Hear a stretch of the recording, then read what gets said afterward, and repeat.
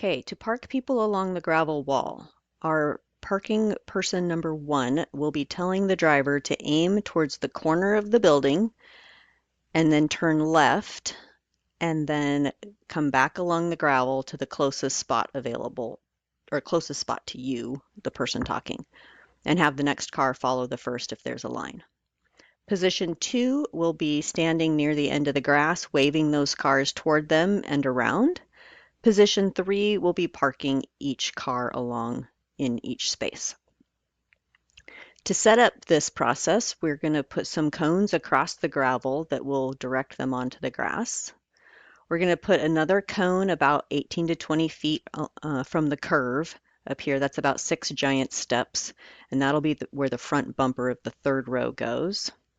We're going to put some ballards out here, some pylons, and if we can, we're going to park a car right here. And that's just another indicator that we can point people towards, like drive around the car. And then our traffic pattern will go like this, around and back along, and we'll start parking cars along the wall. When we come across an oversized vehicle, we can park them right next to this car that's already staged out here on the grass.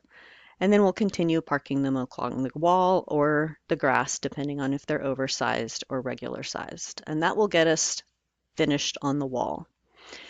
When the wall is complete, we will shift and we'll move these cones that were blocking the gravel, and we'll just move them along the grass or stack them up, whichever makes sense.